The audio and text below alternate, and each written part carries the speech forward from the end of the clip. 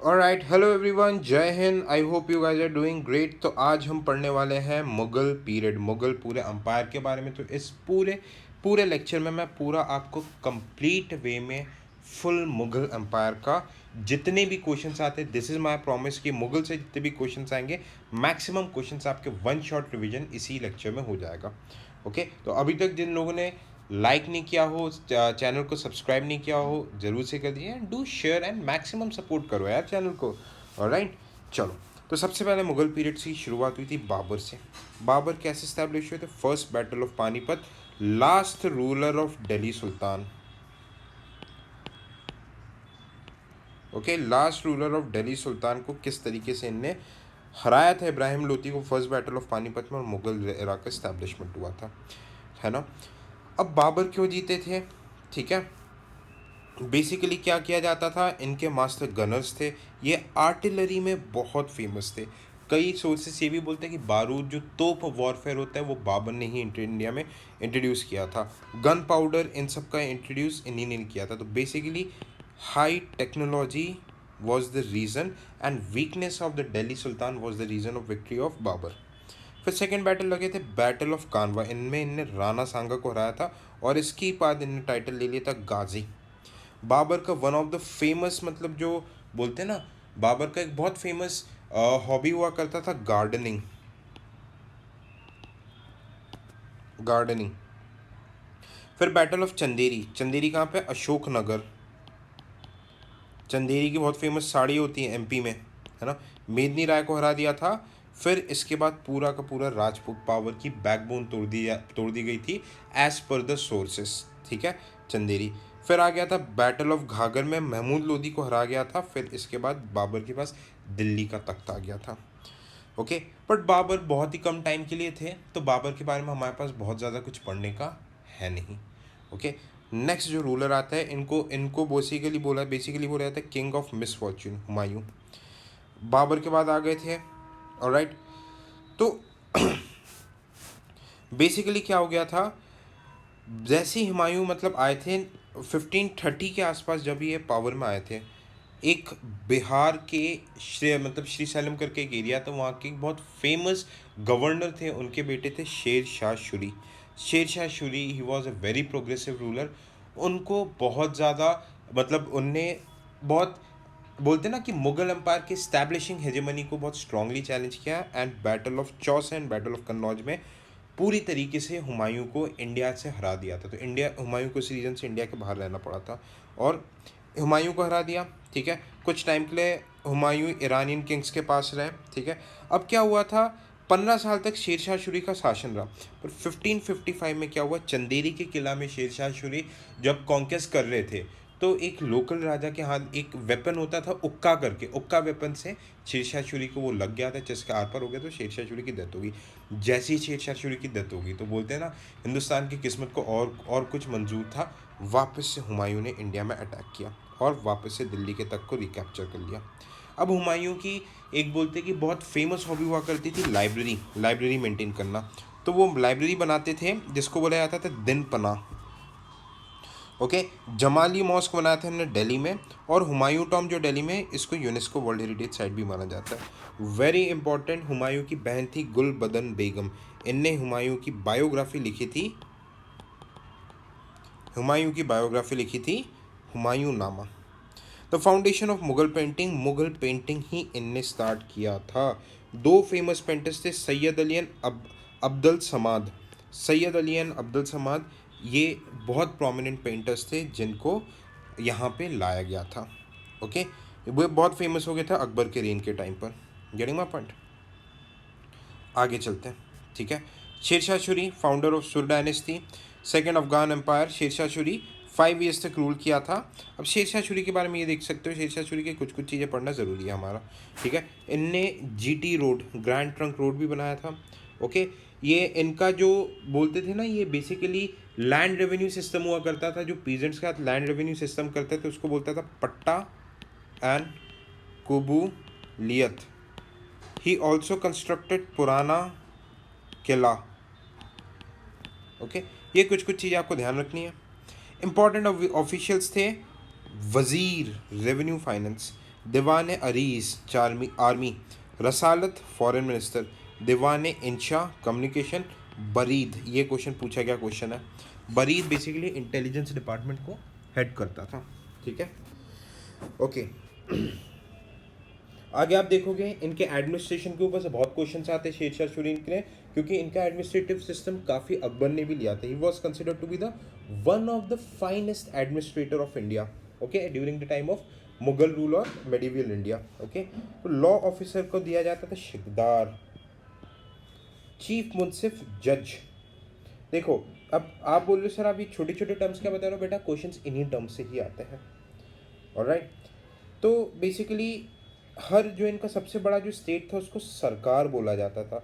सरकार को छोटे छोटे और सब डिस्ट्रिक्ट्स में डिवाइड कर दिया जाता था, परगनाज। शिकदार क्या होता था, मिलिट्री ऑफिसर। आमीन मतलब जो लैंड रेवेन्यू। फोटेदार नाम से समझ में आ गया, ट्रेजरी ऑफिसर। कारकुन, कारकुन मतलब मॉडर्न डे पटवारी, ओके। ये एडमिनिस्ट्रेशन में देखते थे परगनाज में। सबसे बड़ा क्या हो गया, सरकार, फिर आपका आ गया परगनाज। गेटिंग ना पॉइंट। सबसे छोटा होता था मौजा, ये विलेज लेवल को बोलते थे। और छोटे छोटे इसमें एडमिनिस्ट्रेटिव जैसे कॉलोनीज हुआ करती थी, इनको हम बोलते थे इक्तास। एक और इक्तदारी सिस्टम स्टार्ट किया था इल्तुतमिश ने, ओके। अच्छा, अब ये क्या होता था, रेवेन्यू रिकॉर्ड्स कौन मेंटेन करते थे, आमिल्स एंड कानूंगोज, वेरी वेरी इंपॉर्टेंट। ये रेवेन्यू रिकॉर्ड्स मेंटेन करते थे क्योंकि इनका लैंड रेवेन्यू सिस्टम गजब का था, ओके। और क्या होता था इसमें लैंड ऐसे हर साल लैंड असेसमेंट किया जाता था टैक्स लेने लगाने के पहले। असेसमेंट कैसा होता था कि भाई एक लैंड पीस है, उसको देखा जाता था कि इतने एकड़ों की ज़मीन है, इससे कितना उपजाऊ प्रोडक्टिव फसल हमको मिल सकता है, और उसके बेसिस पे 1/3 इससे टैक्स लिया जाता था। इस सिस्टम को क्या बोलते हैं, जब्ती हर साल, जब्ती हर साल।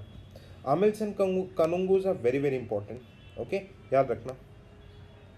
स्टेट का शेयर 1/3 हुआ करता था, alright. Average produce was paid in cash and crop, cash या फिर क्रॉप में दिया जाता था। लैंड मेजरमेंट यूनिट क्या होता था, सिकंदरी गज, गज में मेजर किया जाता था, ठीक है। ये सिकंदर लोदी का ही के टाइम से ही चल रहा है। ये जो मैं बता रहा था पट्टा, जो एक किसान को देना पड़ता है, कबूलियत, एक एग्रीमेंट को बोलता था, पट्टा एंड कबूलियत। ये लैंड रेवेन्यू सिस्टम हुआ करता था। इनने सिल्वर कॉइन इंट्रोड्यूस किया था, दाम, ऑलराइट। और जीटी रोड, ब्रैंकटन रोड शेरशाह सूरी ने बनाया था। तो जो जो चीज़ें मैंने हाईलाइट की है, all the things that I have underline, they are very very important, और आपके एग्जाम में फुल चांसेस है कि आ सकते हैं। Getting my point. अब मैं बात करता हूँ अकबर, अकबर द ग्रेट। फिर 1556 में आ गए थे हुमायूं की अनटाइमली, ज़्यादातर टाइम तबीयत खराब हुई थी, अनटाइमली डेथ हुई थी, तो बहुत कम एज में अकबर के हाथ में पूरा सिस्टम आ गया था, ठीक है। तो बेसिकली हम बोलेंगे कि Bairam Khan, Bairam Khan took over the, basically looked over the military as well as revenue, मतलब जो डोमेन्स होते थे उसको करते थे। बट बाद में बैरम खान को अकबर जब थोड़े बड़े हुए थे रिटायर कर दिया था। मूवी देखी ना जोधा अकबर, एंड जब उनको वापस भेजा गया था, अफगानिस्तान भेजा गया था, तो उनको हज में भेजा गया था, तो उनको बीच में किसी ने मर्डर कर दिया था। बैरम खान अफगान जनरल थे, ऑलराइट। अब सबसे पहले हम बात करेंगे अकबर के एडमिनिस्ट्रेशन, ठीक है। अकबर ने अपने पूरे राज्य को सूबाज में डिवाइड कर दिया था, और इसके जो हेड होते थे उनको बोलते थे सूबेदार। फौज में भी एक पोस्ट होती है, ऑलराइट। ये पॉलिटिकल एंड मिलिट्री फंक्शन दोनों करता है। सूबाज में अलग अलग ऑफिशियल्स होते थे। दीवान, दीवान मतलब जो रेवेन्यू देखता था। बख्शी, लॉ एंड ऑर्डर। सदर, काजी, ये जजेस होते थे, alright. There was another division of the empire, जागीर, जो रॉयल फैमिली के जो मेंबर्स होता था उनको एक एक कुछ कुछ रीजन्स दे दिए जाते थे, और उधर के जैसे कि जो गवर्नर्स, आज के डेट में गवर्नर बोला जाता है, वो बोलता था कि भाई तुम आज के डेट का एडमिनिस्ट्रेशन देखो। खलीसा, खलीसा क्या रहता है, ये कुछ कुछ रेवेन्यू रहता है जो कि रॉयल फैमिली के लिए रिजर्व रहता है, और ये रॉयल हाउस होल्ड जो बोलते हैं ना, शाही खजाना, उसको बोला जाता था। इनाम क्या रहता था कि जो रिलीजियस लीडर्स को लैंड दिया जाता था अनकल्टिवेटेड, और इस पर किसी प्रकार का टैक्स या फिर कर नहीं लिया जाता था। लोकल गवर्नमेंट में अगर मैं बताऊं तो फौजदार, law and order. Amal Gulzar, land assessment, land revenue का काम करते थे। अकबर के जो रेवेन्यू सिस्टम में जो बैकबोन थे वो बनाया था राजा टोडरमल ने, ठीक है। टोडर बल ने सिस्टम शुरू किया था जब्ती और बंदोबस्त सिस्टम, ठीक है। अब ये बेसिकली क्या था, इसको बोला जाता था दशाला सिस्टम, इसमें आया था। दशाला सिस्टम में क्या रहता था कि लैंड रेवेन्यू जैसे कि जितना 10 साल तक के लिए क्या किया जाता था, एवरेज एक कितना 10 साल तक ये लैंड कितना प्रोडक्टिविटी कितने फसल ग्रो कर सकती है, ठीक है। और ये पिछले 10 साल के रिकॉर्ड को देख के निकाल दिया जाता कि भाई पिछले 10 साल में इतना ग्रो किया गया, उसका एक एवरेज निकाल दिया जाता था और उसके बेसिस पर टैक्स लिया जाता था, ठीक है। दशाला सिस्टम राजा टोडरमल की देन थी। गेटिंग इट, पिछले 10 साल का एवरेज रेवेन्यू निकाला और जो भी नेक्स्ट 11वें ईयर रहेगा उसमें टैक्स लेंगे, जो उसका एवरेज रहेगा पर ईयर का उसके हिसाब से टैक्स लिया जाता था, ठीक है। बख्शी सिस्टम बेसिकली क्या रहता था, नॉट इम्पॉर्टेंट, बट्टाई गोला सिस्टम ये सब आपके लिए ज़रूरत नहीं है, alright. This is very very important. Land को जब इनके जो दशाला सिस्टम में 4 सिस्टम में बांट दिया गया था, ठीक है। पोलज जो सबसे उपजाऊ ज़मीन होती थी जिसको हर साल कल्टीवेट किया जाता था। पराती 1 in 2 years, हर 2 साल में जिसमें अनाज उगाए जाते थे। चच्चर 1 in 3 or 4 years, और बंजर ज़मीन जो 5 या 6 साल जो मतलब अनुपजाऊ पड़ी रहती है, ओके। जो लैंड रेवेन्यू लिया जाता था टैक्स वो कैश में ही लिया जाता था, ऑलराइट। कानूंगो क्या होते थे, ये लैंड रेवेन्यू के ऑफिसर्स होते थे, ओके। सेकंड जो इनके एडमिनिस्ट्रेशन में वेरी इंपॉर्टेंट था, ये इंट्रोड्यूस किया था राजा मान सिंह ने, मनसबदारी सिस्टम, ठीक है। In this system every officer, जो बड़े बड़े ऑफिसर्स होते थे उनको एक रैंक दे दिया जाता था मनसब, ओके। मनसब में बेसिकली क्या रहता था, इनको एक पूरा एरिया दिया जाता था, वहाँ पे इनको क्या करना पड़ता था, उसका पूरा law and order, administration, revenue सारी चीज़ें देखनी पड़ती थी मनसबदार को, ठीक है। तो ये कुछ मनसबदार है, ये बेसिक लैंड मतलब जो ये क्या क्या चीज़ें इनको मेंटेन करनी पड़ती है, जैसे जत एंड सवर। जत क्या रहता है, सोल्जर्स मेंटेन करना पड़ता था, एंड सवर मतलब घोड़े मेंटेन करने पड़ते थे। और जब भी बादशाह अकबर के युद्ध वगैरह किसी एरिया से होता था तो इन्हीं मनसबदार को ही भेजा जाता था, ऑलराइट। इन्हीं के बीच में आमिर और मनसबदार का छोटा पोस्ट होता है आमिर और आमिर ई उम्दा। अब बात यह आती है कि मनसबदारी सिस्टम हेरिडेटरी नहीं थी। अगर किसी भी नॉर्मल इंसान को भी मनसबदार बनना होता था तो जो नोबल्स रहते थे, नोबल्स को तावीज दिया जाता था। फिर ये तावीज किसको, सुल्तान जैसे कि बादशाह को दिया जाता था, बादशाह खुद पर्सनली मनसबदार को सिलेक्ट करते थे। ये सिलेक्शन मतलब चीज़ें होती थी, ठीक है। तो बेसिकली क्या रहता था कि कितना सवर एंड जत मेंटेन करना पड़ता था, ये सारी चीज़ें, एवरी सवर हैज़ टू मेंटेन हॉर्सेस, ये सारी चीज़ें रहती। It was not an hereditary. Akbar के रिलीजियस रिफॉर्म्स में बताया तो इन्हें जजिया टैक्स जो नॉन मुस्लिम्स पे लगाया जाता था, हिंदूज इन पे प्रोटेक्शन टैक्स होता था, वो टैक्स इन्हें हटा दिया था, ठीक है। पिलग्रिमेज जो तीर्थ यात्रा जो तीर्थ यात्रा में जाने में हिंदूज को टैक्स देना पड़ता था, वो भी अकबर ने, बादशाह ने हटा दिया था। और फोर्सफुल कन्वर्जन भी इन्हें बंद कर दिया था। अकबर ने इबादत खाना बनाया था जहाँ पे सारे रिलीजियस लीडर्स आएंगे और उसका डिस्कशन होगा। इबादत खाना वेरी वेरी इंपॉर्टेंट, ठीक है। इनने एक रिलीजन भी बनाया था, दिन इलाही। बोलते थे कि भाई सारे रिलीजन कोई नहीं है, सबसे ऊपर है ह्यूमैनिटी। इसके पहले जो मेंबर बने थे दिन इलाही के वो बीरबल थे, बट ये सक्सेसफुल नहीं हुआ था, ऑलराइट। इनने आइडिया दिया था सुल उल खुल, यूनिवर्सल पीस, भाईचारा, इंसानियत सबसे ऊपर रखा जाए और लोगों को में भेदभाव नहीं करना on just the basis of religion, ठीक है। अबू फजल इनके पोर्ट कोएट थे। अबू फजल का मर्डर किसने किया था पता है, ये बुंदेला राजा थे, वीर सिंह बुंदेला। वीर सिंह बुंदेला को अबू फजल ने अबू फजल को वीर सिंह बुंदेला ने मार दिया था। ये जहांगीर के बहुत अच्छे दोस्त हुआ करते थे, ऑलराइट। न्यू रिलीजन दिन इलाही और डिवाइन फेथ जिसके बारे में बात कर रहा था। अब अकबर के भी नवरत्न हुआ करते थे, जैसे कृष्ण देव राय का अष्टदिग्गज थे, वैसे अकबर के भी नवरत्न हुआ करते थे। अकबर के देखो सबसे पहले, अब मैं बात करूं, सबसे पहले नवरत्न थे आपके कौन से, अबू फजल। इनने अकबरनामा लिखा था, अकबर की बायोग्राफी। अब्दुल रहीम खाने खाना, ऑलराइट, ये बाबरनामा को टर्की में इनमें कन्वर्ट किया था। बीरबल हिंदू एडवाइज़र थे, ऑलराइट। इनने राजा बीरबल टाइटल दिया था। एवरीवन नोज मी, सेनापति थे बीरबल की क्या क्या स्टोरीज है।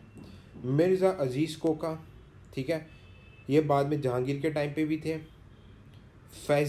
फैज़ी ने महाभारत को ट्रांसलेट किया था पर्शियन लैंग्वेज में, कोर्ट पोएट थे। राजा मान सिंह मनसबदार, टोडरमल, टोडरमल आपका दशाला एंड बंदोबस्त सिस्टम। फ़कीर अजोई थे चीफ एडवाइज़र अकबिस। एंड तानसेन, तानसेन रीवा के जो बघेल राजा थे रामचंद्र, उनके पास से लाया गया था। मतलब तानसेन को, ये बेसिकली ग्वालियर घराने के थे और इनको टाइटल दिया गया था, रामचंद्र ने टाइटल दिया था, राजा रामचंद्र ने टाइटल मियाँ मतलब तानसेन दिया था और अकबर ने टाइटल दिया था मियाँ। ऑलराइट। ध्रुपद स्टाइल म्यूज़िक बोला जाता है कि इनने ही इंट्रोड्यूस किया था।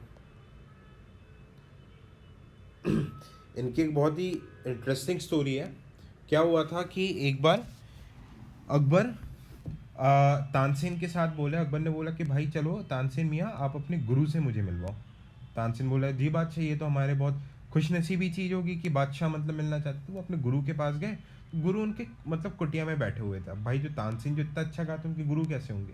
तो तानसेन ने बोला कि आपसे मिलने, कुटिया के बाहर से बोला कि आपसे मिलने बादशाह अकबर आए, जहाँ पर अकबर आए हैं। ठीक है। तो गुरु ने अंदर से आवाज़ दिया कि मैं निर्धन और गरीब लोगों से नहीं मिलता। तो भाई तानसेन का दिमाग खराब कि भाई बादशाह की तौहीन कर रहे हैं, ये तो भाई हमारे बोलते हैं ना कि एक तरीके से नौकरी पे बात आ जाएगी इस पे। पर पीछे अकबर खड़े खड़े मुस्कुरा रहे थे।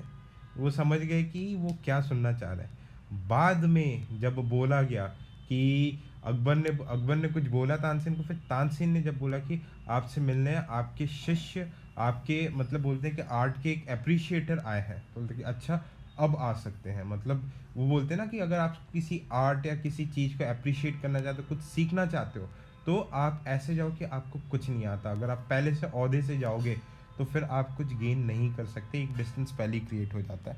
Okay, alright, moving forward. इनने अपनी जो कैपिटल बनाया था फतेहपुर सिकरी को बनाया था। ठीक है। यहाँ पे इनने बुलंद दरवाज़ा भी बनाया था। ऑलराइट, बुलंद दरवाज़ा बनाया था, ये विक्ट्री ऑफ गुजरात के ऊपर था। यहाँ पे जोधा भाई का पैलेस भी हुआ करता था, 5 महल भी है यहाँ पर। ठीक है। अकबर ने यहीं पे बनाया था दीवान आम, पब्लिक ऑडियंस से मिलने के लिए। झरोखा जो कि मतलब एक तरीके से होते थे ना गैलरी, वहाँ से ऑडियंस से मिलने आते थे। दीवान खास, प्राइवेट हॉल जहाँ पे इंपॉर्टेंट मीटिंग्स होती थी। ओके। अकबर ने हुमायूं का टॉम भी बनवाया था। अकबर का टॉम सिकंदरा आगरा में है, जो कि जहांगीर ने बनाया था। इनने आगरा फोर्ट की भी मरम्मत करवाई थी। रेड्स बेसिकली सैंडस्टोन से बना हुआ था ये पूरा आगरा का फोर्ट। अब मैं बात करूं, देखो अकबर बड़ा है क्योंकि यहाँ से क्वेश्चंस भी आते हैं। जसवंत एंड दासवन ये फेमस पेंटर्स थे, Daswanth and Jaswant. Alright. Famous port poet Abu Faizal Faizi ये लोग थे। तुलसीदास, अकबर के टाइम पे तुलसीदास ने रामचरितमानस लिखा था। ऑलराइट। अकबर कमीशनड संस्कृत, मतलब काफ़ी चीज़ें करते थे। इनका एक ट्रांसलेशन ब्यूरो भी था जहाँ पे डिफरेंट मतलब जो रामायण महाभारत को पर्शियन में कन्वर्ट करते थे उसको मकतब खाना बोला जाता है। Alright. Razmnama is the Persian translation of Mahabharat. Alright. Next थे Salim. Jahangir was the successor of Akbar. Jahangir के बारे में बात करें तो ही हैज़, अच्छा अकबर की हॉबी क्या थी? नगाड़ा, नगाड़ा। वैसे ही जहांगीर की हॉबी क्या थी? पेंटिंग। मुग़ल पीरियड की में मतलब जहांगीर के टाइम पे मुग़ल पीरियड की जो पेंटिंग थी वो एकदम चरम सीमा पे पहुंच गई थी। अब मैं बात करता हूँ जहांगीर के आर्ट एंड कल्चर के बारे में। इनने मोती मस्जिद बनाया था लाहौर में, शालीमार एंड निशान गार्डन कश्मीर में। ठीक है। अब इन ये एक और क्वेश्चन पूछा जाता है, गुरु अर्जुन सिंह 5th सिख गुरु थे, उनको इनने एग्जीक्यूट किया था। ऑलराइट।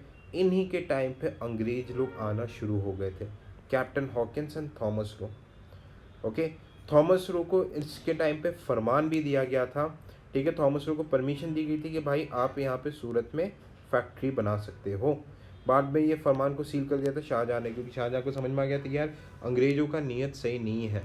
ऑलराइट। इनके टाइम से बेगमों का इंपॉर्टेंस बढ़ने लगा था। जैसे ये तो पेंटिंग वगैरह में व्यस्त रहते थे, बट मैक्सिमम पॉलिटिकल अफेयर्स इनकी वाइफ नूर जहाँ मेंटेन करती थी। ऑलराइट। इमादत उद्दौला इनके पिताजी थे। नूर दौला के जो पिताजी थे उनका नाम था इमादत उद्दौला। और पिट्योरा ड्योरा टेक्निक, पिट्योरा ड्योरा टेक्निक सबसे पहले इमादत उद्दौला के टोम पे ही यूज़ किया गया था। ऑलराइट। जहांगीर ने एक मतलब पिलर बनाई थी Zanjir Adal, seekers of royal justice. Okay. माथब खान मिलिट्री जनरल थे। ऑटोबायोग्राफी ने खुद लिखी थी पर्शियन में, तुजुक ए जहांगीरी। ऑलराइट, मलिक अंबर के साथ लड़े थे। दुस्पासिल अस्पा सिस्टम भी इनने ही इंट्रोड्यूस किया था। ओके, जो बोला जाता है कि नूरजहां की जो मदर थी अजमत बेगम, अजमत बेगम, इनने परफ्यूम मेकिंग सिस्टम इंट्रोड्यूस किया था। बहुत इनकी मतलब बोलते हैं बहुत अच्छी कला थी परफ्यूम मेकिंग सिस्टम। ठीक है, यहाँ पे जो आर्किटेक्चर होता था अरबस्क्यू टेक्निक बोला जाता है। मतलब ये बेसिकली क्या होता है, फ्लोरल डिजाइन्स होते हैं जहाँ पे ऐसा लगता है स्टार्टिंग एंड एंडिंग पॉइंट आप ढूंढ ही नहीं सकते। Getting my point. अब आगे हम बात कर लेते हैं शाहजहां ताजमहल की। ठीक है, ये तो फेमस था आर्ट एंड आर्किटेक्चर के लिए। इनने ताजमहल बनाया था, अपने वाइफ मुमताज़ महल। ओके, मोती मस्जिद बनाया था, शीश महल बनाया था, रेड फोर्ट में रंग महल, दीवान आम दीवान खास दिल्ली में बनाया था। दीवान आम दीवान खास आपका आगरा में अकबर ने बनाया था, दिल्ली में इनने बनाया था। जामा मस्जिद दिल्ली, ठीक है, शालीमार बाग लाहौर, एंड सिटी बनाया था शाहजहानाबाद। पिट्यूरा डेव्यूरा टेक्निक जो मैं अभी बता रहा था, पिट्यूरा ड्यूरा टेक्निक बेसिकली क्या होता है पता है, इसमें बहुत महंगे महंगे पत्थर रहते हैं, इनको घिस घिस के पेंटिंग के बीच में मर्ज किया कर दिया जाता है, तो ऐसा लगता है ये भी टेक्निक है, बहुत यूज़ किया गया। ओके, फिर बाद में जब देखा था कि ये बहुत ये सेक्युलर थे बेसिकली, और जब बाद में देखा गया कि भाई ये मुग़ल आर्मी को एक्सपैंड नहीं कर रहे, मतलब बेसिकली मुग़ल सल्तनत को एक्सपैंड नहीं कर रहे, तो इनके बेटे जो औरंगज़ेब थे उनने इनको कैप्चर कर दिया था, मतलब नज़रबंदी कर दिया था। कहाँ पर, आगरा फोर्ट में। ठीक है, आगरा फोर्ट में इनको नज़रबंद रख दिया गया था, बट हाँ इनको किसी तरीके का टॉर्चर नहीं किया गया था, ऐसे कई बुक्स में बोला गया है। बात करते हैं last great Mughal ruler Aurangzeb की। इनको एक टाइटल दिया जाता है जिंदा पीर। ठीक है, इनने बीजापुर गोलकुंडा मतलब यहाँ से डेक्कन सुल्तानत, जो डेक्कन सुल्तान्स थे उनका भी खात्मा किया। ठीक है, he face the tough fight from Chhatrapati Shivaji Maharaj. इनके बारे में भी अगले लेक्चर में हम पढ़ेंगे बहुत डिटेल में।